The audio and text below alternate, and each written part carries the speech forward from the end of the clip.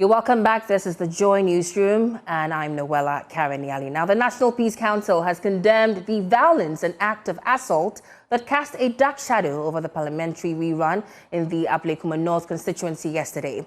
The rerun necessitated by unresolved disputes stemming from the fiercely contested December 2024 general elections took place across 19 polling stations and was unfortunately characterized by significant tension and alarming incident. In a statement released after the polls closed, the Peace Council expressed grave concern over reports of physical attacks targeting not only journalists, but also a former Minister of State. Michael Ashali brings us a full account of the day's disturbing scenes. The rerun of parliamentary elections in the orphan Abkuma North constituency was anything but calm. What was expected to be a peaceful electoral process quickly descended into chaos. Violence marred the exercise from the onset. Former Minister for Fisheries and Aquaculture, Araba Orbin, was assaulted by thugs at the Methodist Church, Odoko 1 polling center. Yes. Now, how Orbin is on the floor? That is what is happening here right now. That is what you can see inside. Get a closer look. The doors are locked, but that is what you can see here. Shortly after, Deputy Organizer of the MPP, Chris Asamoah, was also physically assaulted.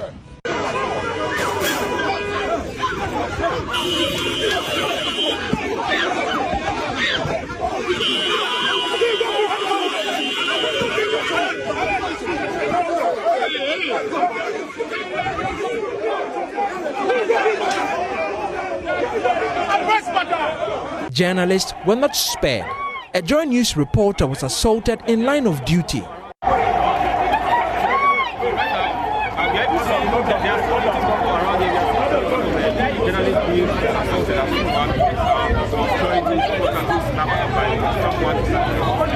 A reporter from GH1 TV was also attacked, while another from ATV was left gasping for air after pepper spray filled the polling area.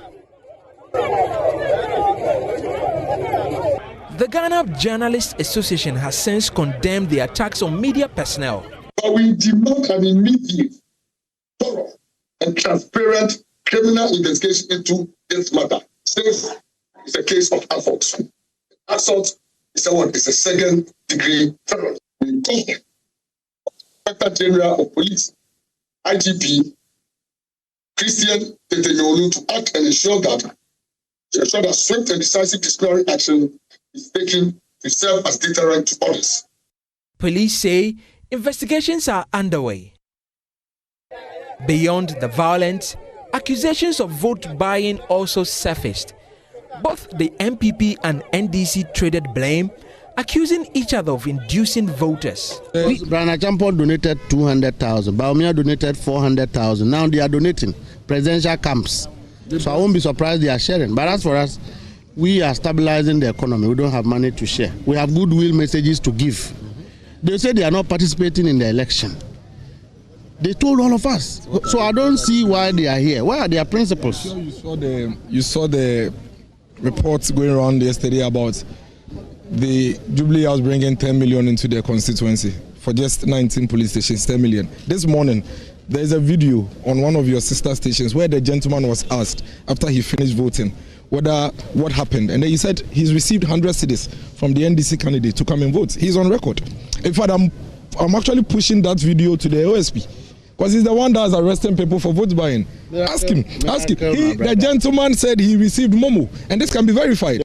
The Ghana Integrity Initiative raised concerns that such practices continue to undermine public trust in Ghana's electoral process. So if people would use inducements to continue to lure voters, I think that this is something the parties themselves should condemn. And history has even taught us that the electorates are even becoming wiser. You know, if you look at what happened in Asimfosu, where a lot of money was displaced, voters were so able to defend and voted with their conscience and not the inducement. Despite the tension, The Electoral Commission insists the rerun was necessary to uphold electoral integrity.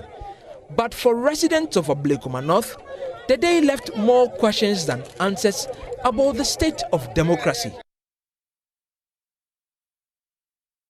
Now, new development this afternoon says that the NDC Deputy General Secretary Mustapha Baffour has denied involvement or prior knowledge of violence that characterized the Abkuma North parliamentary rerun. Now, Baffour has issued a statement responding to these accusations by Minority Leader Alexander Afenyomarkin, and we've got the full statement. It says, "I have read with complete shock public statement and the hand of Alexander Afenyomarkin purporting that I played a role in what he claims to be inciting, directing, or ordering acts of violence during the Abkuma North parliamentary rerun election in 19 polling stations on Friday, 11th July 2025. I unreservedly condemn every lawless act, urge investigations by police as I offer the following response. I categorically deny any involvement in or prior knowledge of any of these incidents he referred to." Now, the assertion by the minority leader is false, reckless, and politically motivated. Such conduct from a trained lawyer and senior member of the legislature reflects a disregard for truth and the ethical standards expected of public office holders. Now, I was in the constituency as part of routine electoral monitoring, and though I was not at the polling station when the altercation involving the former MP and Minister Mavis Hawakumsin broke out, I rushed there to assist interventions to de-escalate the situation when called upon. Contrary to the false narrative, I got my driver to take her to the hospital. I'm confident the Ghana Police Service will conduct full and impartial investigations into the incident and bring wrongdoers to justice. I urge the Electoral Commission and relevant authorities to strengthen mechanisms that protect electoral integrity and safeguard the dignity of political actors during such exercises. I referred Mr. Afenyomarkin's comment to my lawyers for advice, and it is essential that we preserve a political culture rooted in truth, accountability, and the rule of law. Disinformation and character assassination threaten the foundation of our democratic discourse. I remain committed to promoting peace, fair participation, and responsible leadership, values that should guide all political actors in our nation. I remain undeterred in my work and will continue to discharge my duties with honesty and conviction." Signed, Mustapha Baffour.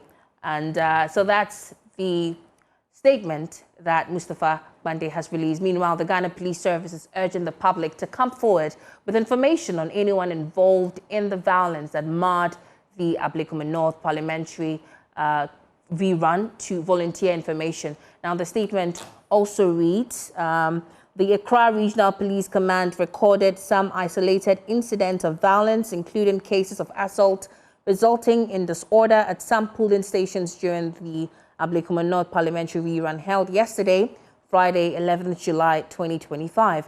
Preliminary reports indicate that these incidents caused temporary disruptions to the otherwise peaceful conduct of the election in some polling stations. Now, police officers intervened promptly to restore calm and ensure voting continued without further interruptions.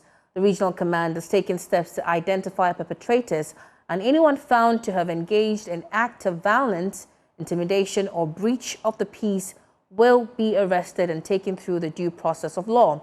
The Accra Regional Police Command wishes to encourage anyone with information on the persons involved in these incidents to contact the police through emergency numbers 18555, that's 18555, or 191 to assist with ongoing investigations.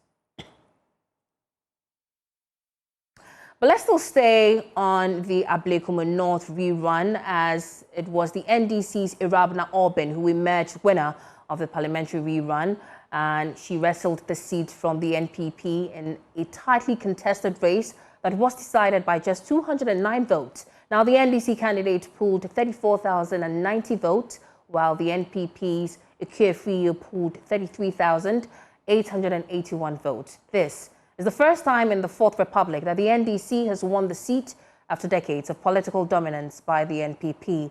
The following report has more. After of drama, chaos, and a lot of misunderstanding that marred the collation of results from the Abkuma North constituency, the Electoral Commission decided to run 19 polling stations in that particular constituency again. And they have finally declared a winner. The NDC's Araba Orbin, polling a little over 34,000, beating her contender, Nana Ekuya Efriye. The NDC's Deputy Director of IT and Elections, Rashid Tanko Computer, said this win was expected. This victory is a vindication to the position of the NDC all along. We have been vindicated. We won this election as far back December 8th, but we're robbed. But we've been consistent. We knew that the MPP were up to something. That's why they brought scanned copies to hoodwink the Electoral Commission in declaring them as winners.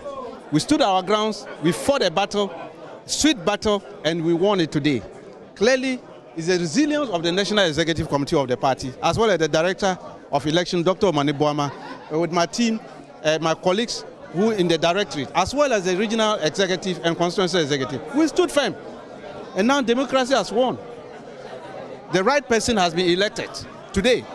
All along, you see, if we hadn't gone through this path, they were going to send a wrong person into parliament. I said we're going to beat them because MPP, as of now, is a disorganized party. The MP-elect for Abkuma North, Araba Orbin, thanked her supporters and said it was her good work and the goodwill of President John Dramani Mahama that won her the seat. The police, the media, I think the media did a great job during the recollation. Mona modi niema bebre eto bear because sankamuni maybe our voices will not be heard and then the wrongs will not be exposed. I am so excited about the work the media did during that period. 209 difference. Now we're expecting something more, or we are winning. Oh, so a win is a win. Abkuma North pay a change into change now, but no, make the most out of it. It will keep improving upon our fortunes. So what do you pin this victory down to? Is it the goodwill for John Mahama or your hard work? Sorry? Where do you pin down this?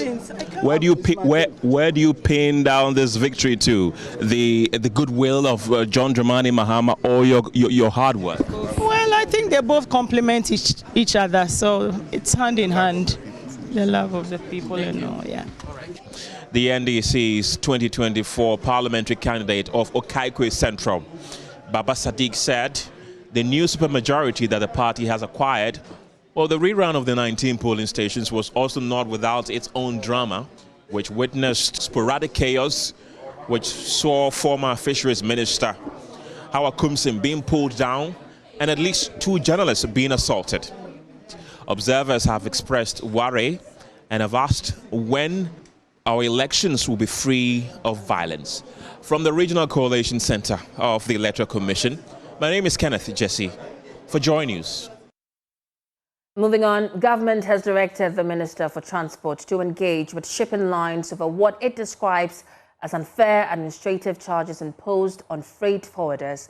Now, speaking during an interaction with the leadership of the Ghana Institute of Freight Forwarders, President Mahama said no fees or charges should be imposed without parliamentary approval. He said this situation must be rectified immediately, and he says the Attorney General and the Minister for Transport have been tasked to ensure that all such charges are presented to Parliament for approval before implementation. We'll hear from the President shortly, but first here is the President of the Ghana Institute of Freight Forwarders, Stephen Ajokacha, raising concerns about what he describes as unjustified charges by shipping lines. Shipping lines in Ghana are charging administrative charges in USD, and none of the lines, they don't have an even charge. Every line has its own prices, which shouldn't be so. We've knocked at the door of Ghana Shippers Authority several times. Nothing is going on.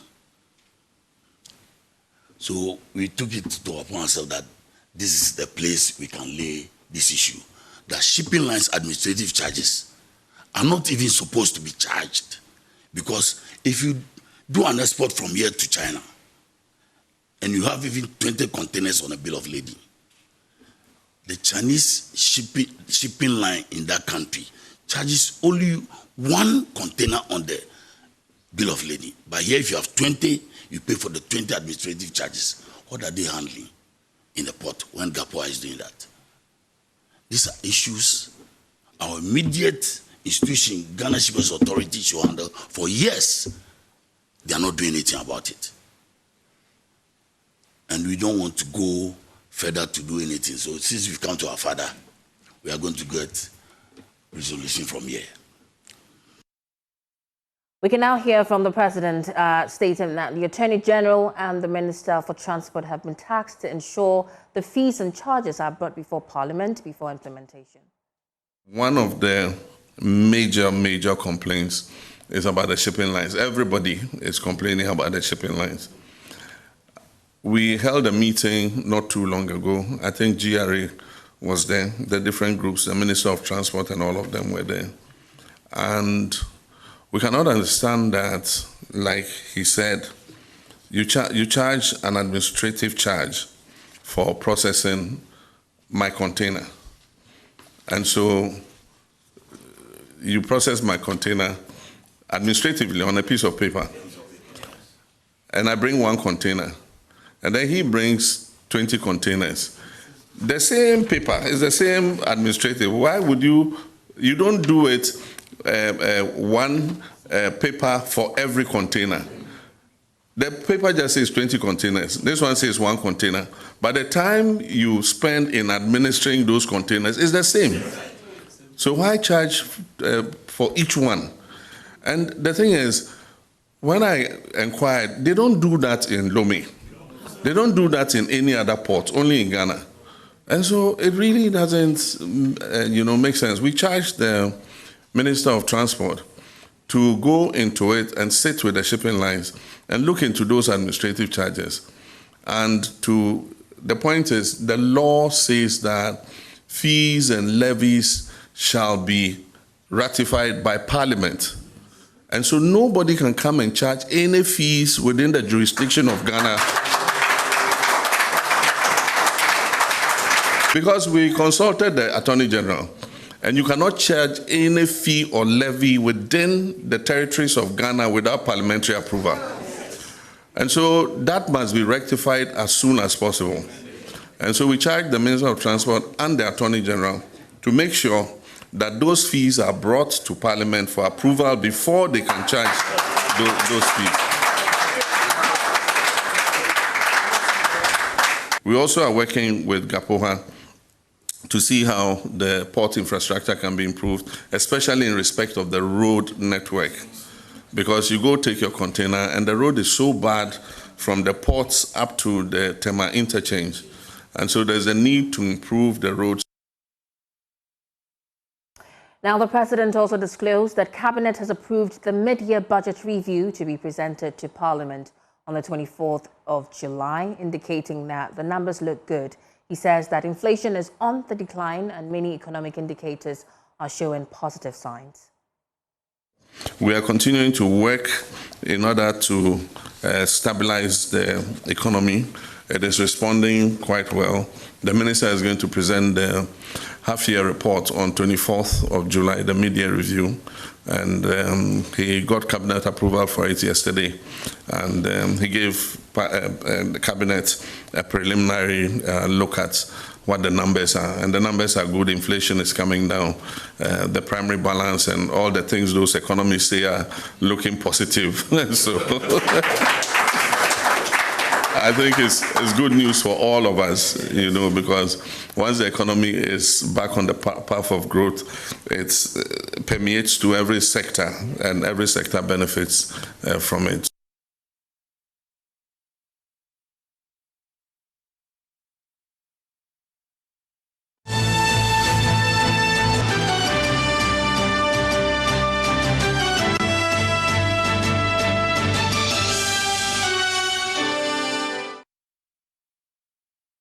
Now, a member of Parliament's Education Committee and MP for Finso North, Fred Samoa, has issued an urgent call for government intervention to address a severe financial crisis affecting Guinean scholarship beneficiaries studying abroad. Now, the Minority Committee on Education expressed grave concern over a distressing report indicating that government-sponsored students in various countries, including the United States and the United Kingdom, are facing imminent eviction, disregistration and potential deportation.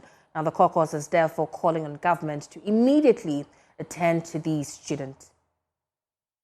You all recall in 2017 that upon assumption of office, the then government, the MPP government, inherited a substantial outstanding debt of approximately $57.5 million United States dollars at the time. However, instead of suspending support, the then government acted decisively to clear these debts and ensure the continuity of education for Ghanaian students abroad. Today, students in Memphis, Tennessee, in the United States, numbering over 180, are on the verge of being ejected from their university housing, deregistered for the fall 2025 semester, and stripped of their student visa status. Many have had to begin paying their rent in the dire circumstances. Equally worrying are parallel reports emerging from students in the United Kingdom and Eastern Europe facing similar threats. We urge the government of Ghana, through the Office of the President, the Ministry of Education, and the Ghana Scholarship Secretariat, to immediately initiate payment plans, restore open communication channels with affected institutions, and release funds to regularize the status of Ghanaian scholarship beneficiaries abroad.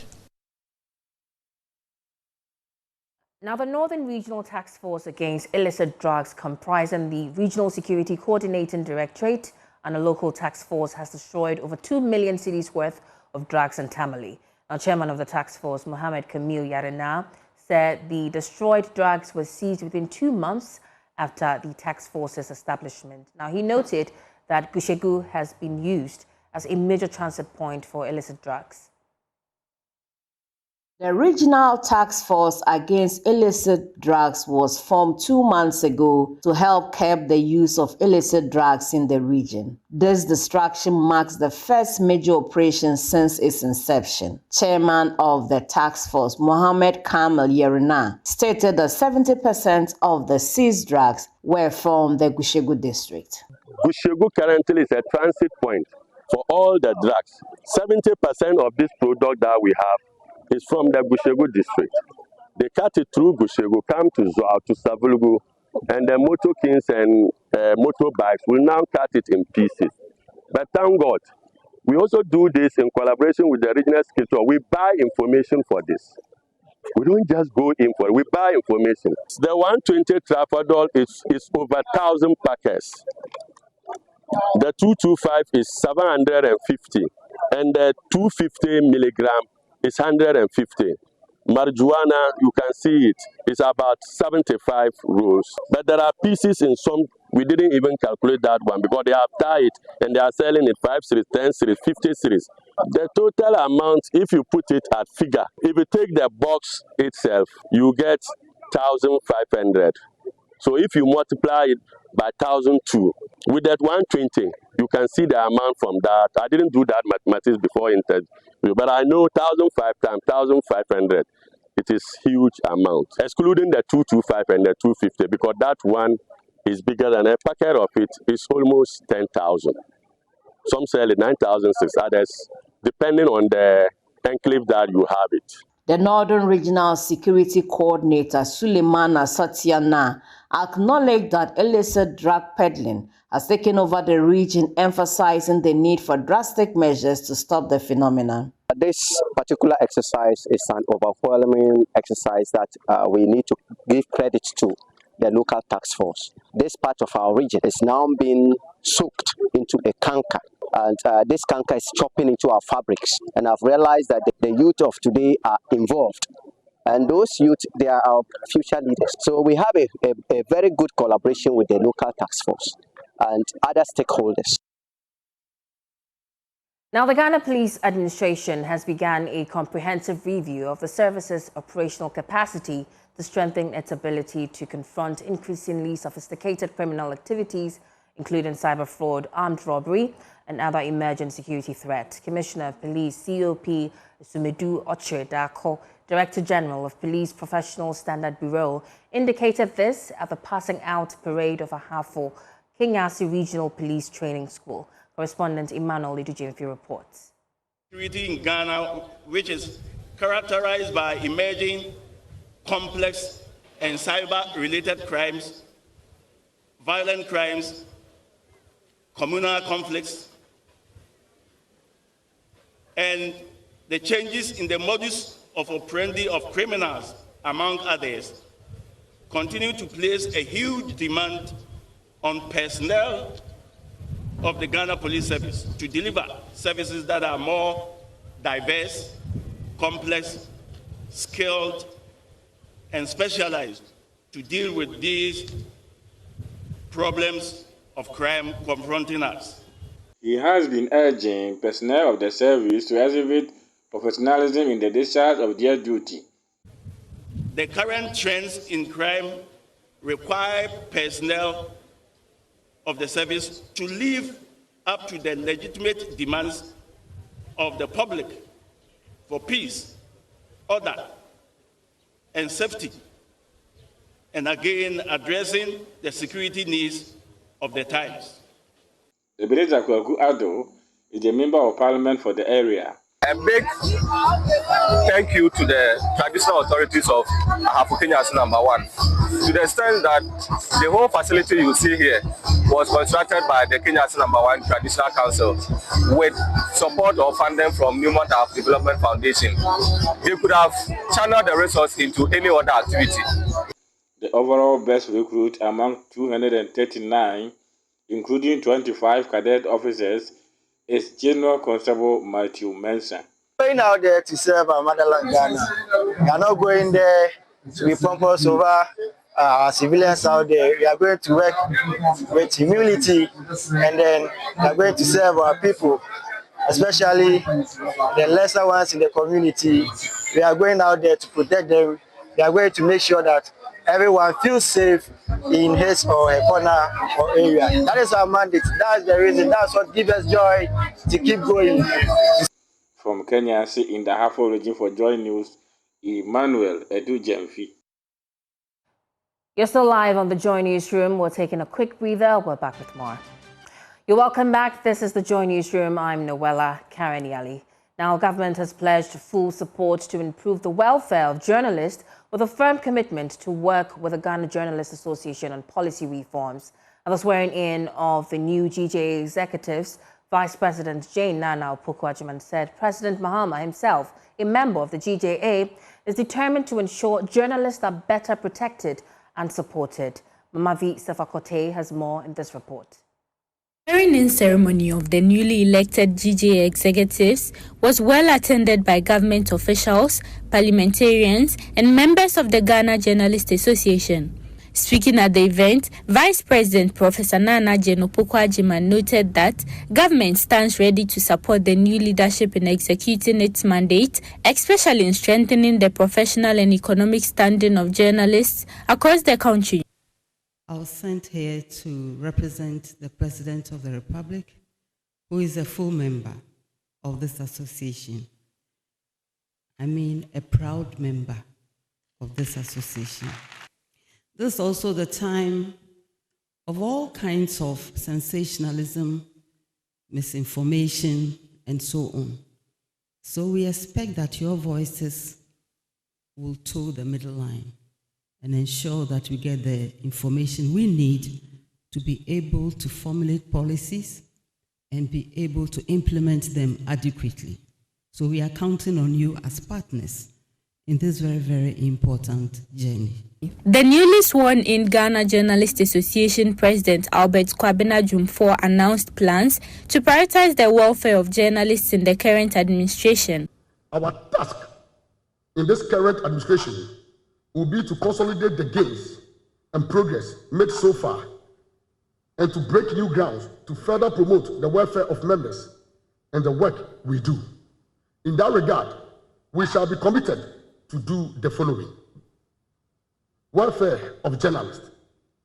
Your Excellency, the GJA is a welfare association, and so will be the welfare of our administration. In that respect, we shall undertake a number of initiatives to safeguard the welfare of members. One of such initiatives is the Journalist Support Fund, a flagship intervention launched by the past administration. The objective of the fund is to support members in respect of their health care and other critical needs. It is also to offer legal and financial support to members who come under attack in the line of duty. It will also cater for the needs of retiree members. The swearing-in ceremony marked not just a change in leadership, but a renewed focus on welfare and professional advancement of Ghanaian journalists. Interestingly, the newly sworn-in executives have two of joint-use journalists at the regional level, Ivy Presla Setoji as Vice President of the Volta region and Mr. Kofi Edu Domfe, the Ashanti Regional Chairperson. Mama Visefa Kote's report for Joy News. Away from that, government has expressed worry over the growing human resource gap in Ghana's health sector. Speaking at the inauguration of Entrance University of Health and Sciences, a new private health training institution, officials pledged full support for private sector efforts to help close this gap, particularly in undeserved communities where access to essential medical, nursing and dental services remain limited. And Dase has more in the following report.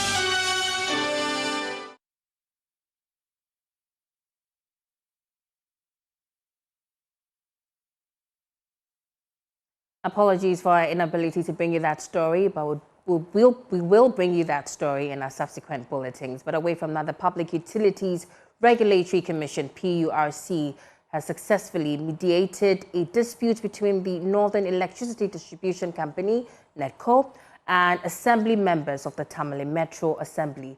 Now, NEDCO has been conducting nighttime exercises to combat power theft in the Tamale metropolis, citing significant losses due to illegal connections. However, assembly members resisted the move, citing inconvenience to their constituents, and this follows a meeting in Tamale. Both parties have reached an agreement.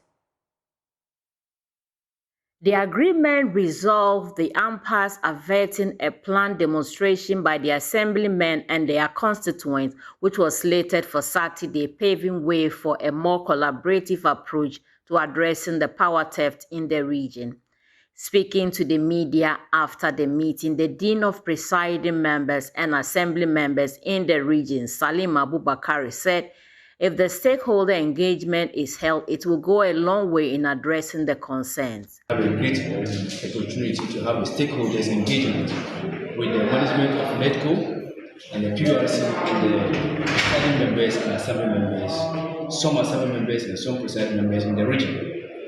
And I think the issue just about the night operation and the demonstration that was about to take on the 12th of this month on Saturday. But our conclusion, we decided that they should hold on the operation for the meantime in the region, for them to have stakeholders engagement. The corporate communications manager of NEDCO, Maxwell Kutoka, said the discussion was fruitful and NEDCO would engage further before returning to the exercise. A very fruitful stakeholder engagement, amongst NECO, both the operational team and a team from head office, the Association of Presiding Members, and then PURC. It was moderated by PURC. We think that we have made some significant inroads. We have essentially agreed to deepen the engagements that are currently ongoing. We have agreed to, behind the scenes, update the list of stakeholders who will be engaged further. And it is our anticipation from our end that all things being equal, in the next couple of days we would have completed the engagements and the road will be clear for us to continue our work. The Northern Regional Manager for PURC, Simon Ali Jarana, outlined some of the issues that were tabled at the meeting. I think that some serious engagements were not done. And as I suspect from where I said, that is the reason the resistance is coming. So we are rolling out a more extensive and intensive stakeholder engagement. Assembly members chronicled a number of issues. One had to do with poor customer relations from NETCO, the non-availability of smart meters, and then also frequent face-offs within their localities. These were some of the few issues they raised as well. NETCO admitted on many counts and then rendered an unqualified apology to them. And then as a regulator, we have on several occasions also written to NETCO regarding their customer relations, regarding the non-availability of meters, and also the bureaucratic nature in the acquisition of meters. Moving on, Food Safety Coordinator and Consumer Education Department Head at the Food and Drugs Authority, Jocelyn Adlin Ejakwa Musa, is urging Ghanaians to ensure that the food they buy are safe and healthy for their consumption. Now, speaking at Idurba in Wa to celebrate World Food Safety Day, she noted that safe food begins from the source of your produce before consumption, urging them to buy food that are wholesome to make them safe. Joy News' Upper West Regional Correspondent Rafiq Salam reports. World Food Safety Day is commemorated annually on June 7 to raise awareness about the importance of safe food and its impact on human health, the economy, and sustainable development. It highlights the shared responsibility in ensuring food safety across the entire supply chain from production to consumption. This year's event was held on the theme Food Safety, Science in Action. The Food and Drugs Authority, FDA, in partnership with the Food and Agriculture Organization, FAO, of the United Nations, marked the day at the World Market with a endeavor to educate and sensitize the general public, especially market women who are selling food products, to ensure that they employ safety measures before they are sold out for consumption. Jocelyn Adlin Ejokwa Musa is head Food Safety Coordinator and Consumer Education Department at the Food and Drugs Authority. Some of the microbes and the germs, their activities are such that once toxins are produced, there's no way any amount of heating or cooking would take off these toxins. And these toxins are poisons that the microorganisms have produced into the food.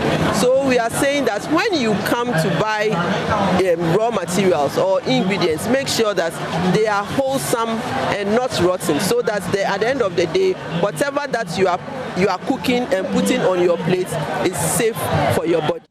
Concerns over the years have been raised about the safety of food in the market regarding the environment they are being sold and how they are being handled. We are happy that the environmental health officers are also here. They are in charge of the market, and we've been collaborating with them all this while, and they have also expressed concern, and they are working towards ensuring that, for example, like produce on the floor will be put on tables so that it wouldn't be directly on the floor. So there's a lot that the environmental health officers we are collaborating with FDA are also seeing to ensure that some of these things are done to ensure that foods are safer for the general public. Araba Orbin, Director of FDA, Calvin Sompal Dafar also spoke of the need to put food on cold temperatures. If you eat the food up to a certain temperature, it's likely to kill what? Certain bacteria. There's also a reason why we have to keep food what? Under cold temperature. The reason is that certain bacteria are not able to survive under those temperatures. Also present at the function was the war mayor Alaji Sanu Rodawana. We are here to let you know that our health, our future, everything depends on the way we manage our food stuff. We will not want anybody to sell food stuff on the ground, on a filthy environment, on any other circumstance that can cause diseases or an outbreak. The market women, whilst commending the FDA for the deba, also use opportunity to ask questions regarding best practice in handling food products to make them safe. This program is better. It brings something where it's good for us. But the thing where it kills us, the kwolu is killing the fertilizer. If you tell our people, make it stop our fertilizer to put it plenty. The fertilizer plenty is worried. It brings some sickness. The tomatoes 2 days. Oh yeah, add me, help me. 2 days, you take tomatoes, 2 days is spoiled. You borrow money from bank and buy the tomatoes. What will you do? You have to sell the spoiled one to get something small and balance the loan. If not, they will catch you. So we beg all of you people to help us with the fertilizer putting in the tomatoes.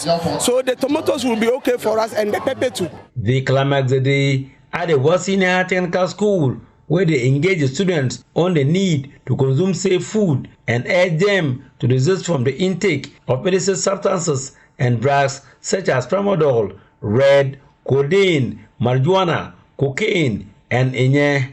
Reporting for Joy News, Rafik Salam. Wow.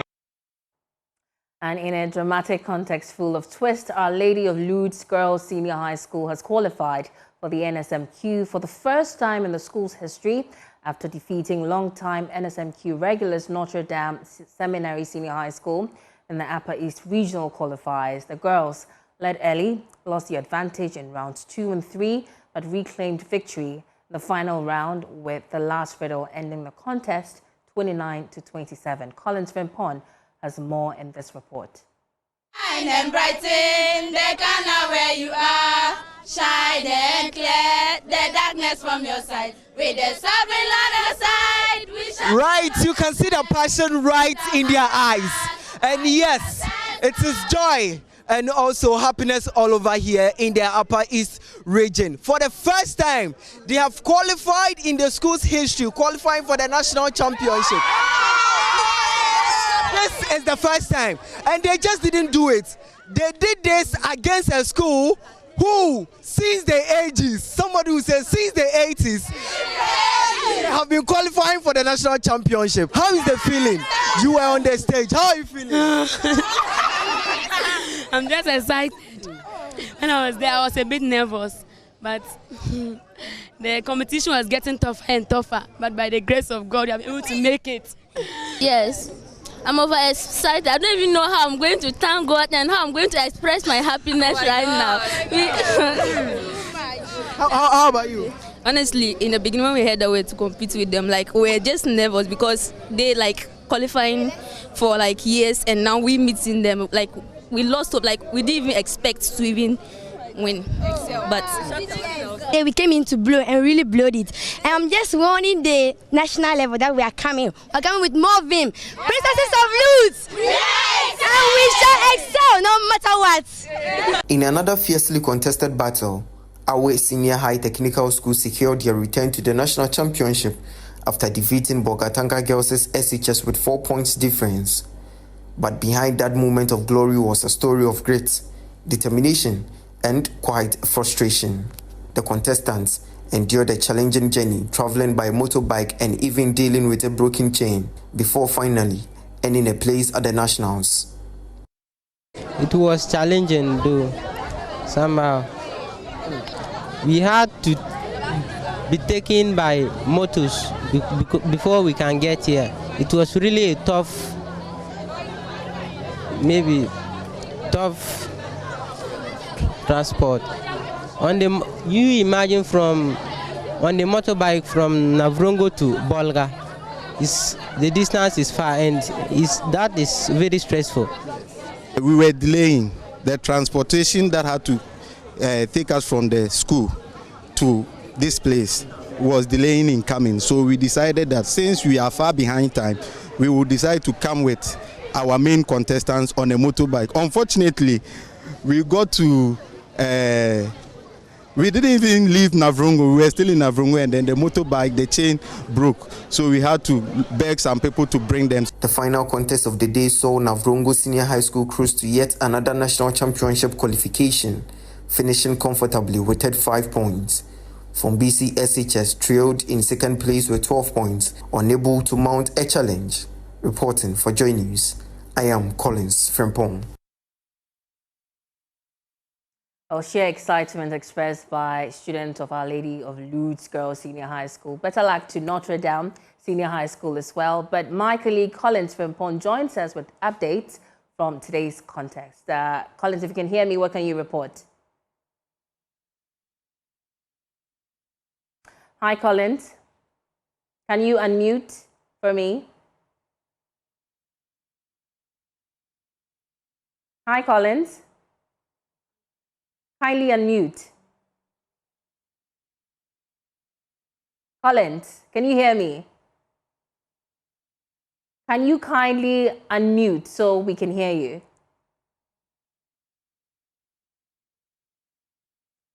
Okay, so we're having challenges reaching my colleague, Collins, but of course would bring that story or that report back to you. Now, World Vision Ghana says it is confident sanitation issues will still remain a priority of Ghana despite the scrapping of the ministry, which was responsible for sanitation and its subsequent merger with other ministries. Now, speaking on the sidelines of a stakeholder engagement, WASH technical specialist at World Vision Ghana, Yawata Ahin, said the focus on the merger should be the benefits, water, sanitation and hygiene, that's WASH, and how people will access basic and sustainable hygienic practices. First of all, let's understand that for every step you take, there may be positives, there may be negatives. But my happiness and excitement is that during this cross-sector multi-stakeholder dialogue, everybody agreed that we shouldn't be dwelling on the negatives, but we should only be dwelling on the positives, so we can forge ahead in unity, with cooperation, with collaboration, and with coordination and harmonization. And so that is what we are taking out of this dialogue. We are going forward, we are not looking back, and we believe that if we continue to work together, the world sector will benefit, and everybody everywhere very soon will begin to have access to sustainable water, sanitation, and hygiene services. That is what is of interest to us.